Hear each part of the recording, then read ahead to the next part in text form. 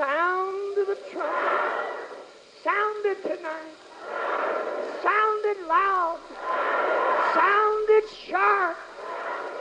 Give us ears to hear the sound. Give us feet, Lord, to go back if we found a new path. But friend, I haven't found a new path. I've stayed on the old one. We've suffered ridicule, persecution. We've been called everything but a child of God. But we're not looking for an easy way, a new path. And if we live godly in Christ Jesus, we're going to suffer. But if we suffer, we're going to reign with Him. We're going to rule with Him. I just wanted to say something, Brother Allen.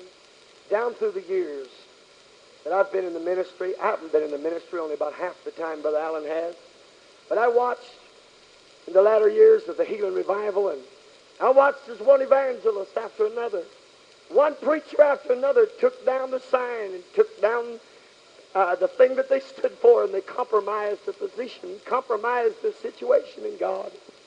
Now watch as they sold out to the lust of the flesh and the pride of life and the lust of the flesh, one after another that went. And my God, but nobody knows how long I've laid on my face in the days and the hours. I've laid on my face before God and cried and prayed and said, God, don't let them all go back. I've cried and said, God, how the mighty are fallen. How the mighty are fallen. How the great warriors of the past are gone. God, isn't there anybody left that's standing for you?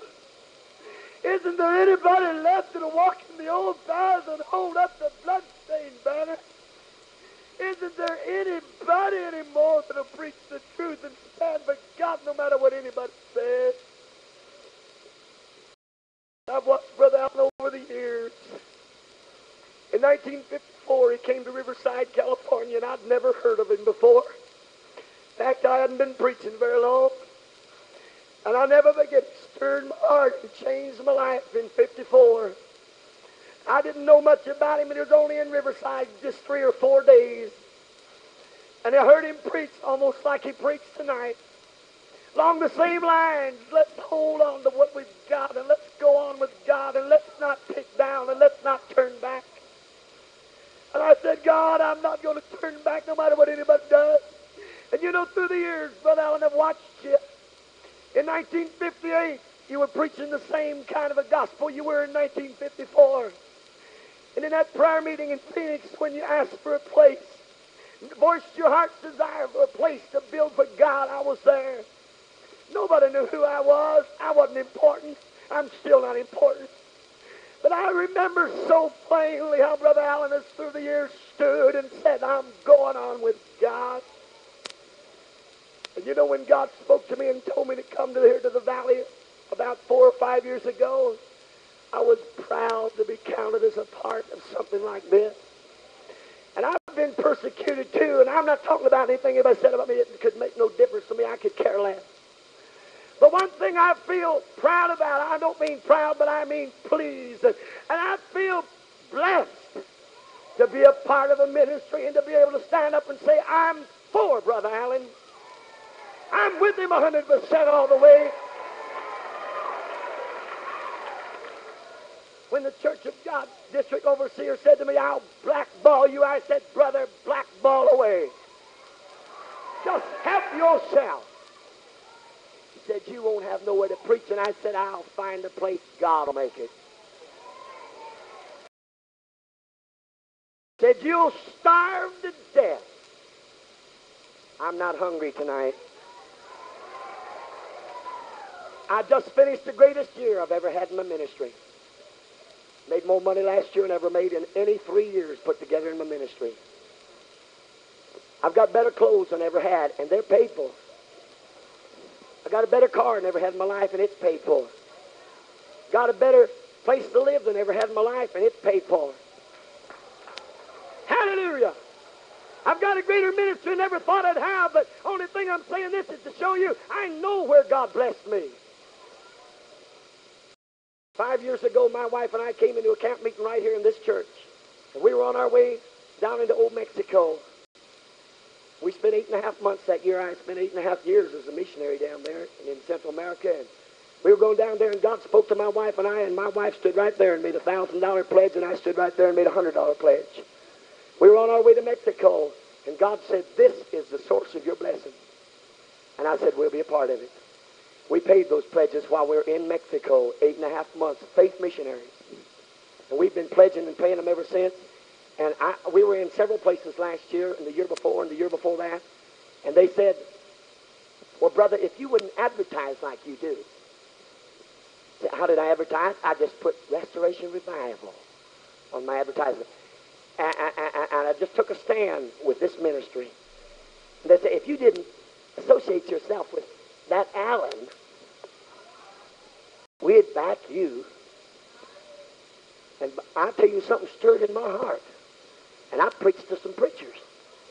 And I said, "Bless God," I said, "if you don't want to cooperate with me in a meeting, just because I'm cooperating with somebody that's got the greatest thing this side of heaven, and just because I believe in what God's doing, you go on and go have your own little old rinky-dink churches and your own little old forms and ceremonies and rituals. I don't need you. I'll have church without you." And honey, we've had it ever since. I admire you, Brother Allen, for the stand you've taken. And I've prayed this last camp, during this camp meeting, God, do something to help us seek out what's missing. God, so many people compromised. So many preachers don't preach against sin. And just last week, a great man of God used to be stood up and said that the little sins God don't care about. God don't care if your dress is up about here. He don't care if you're lusting, take a little drink now and then, and lie a little bit, and steal a little bit, and cheat a little bit, compromise your standard and come down to the things of the world. And I said, "God, there's another one gone. There's another one gone down the drain. The devil shot him out of the saddle too." God bless you. I'm with you.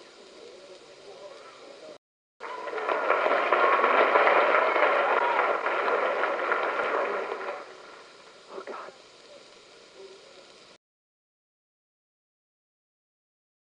Now, as far as myself is concerned personally, I'm nobody. I'm nothing. I feel that way in my heart. I don't know why that is, if God has chosen me. I don't know why. I presume we all feel this way at times. We fail God so many times. But tonight I feel so strong in God. I feel so big in Him, but just in God. If God's chosen me, then He's chosen you. We can't fail the Lord, because He's brought us to the kingdom for just such an hour, just such a time as this. As Brother Harold preached recently, was glad he didn't live earlier. Glad that he didn't even live in the day of Jesus, or the time of the early church or the apostles. Glad he wasn't alive and wasn't born in Wesley's time, or Moody's. But I said, I'm so glad I'm alive right now. God planned it all. And God brought me on the scene for just such a time as this. And I wouldn't want to have lived at any other time. And I believe this with all my heart. God has raised us up for just such a time and an hour as this. And friend, we can't fail God now.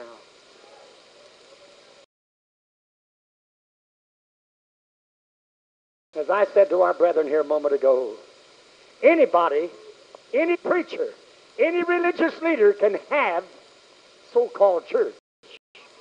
A church service so-called without God.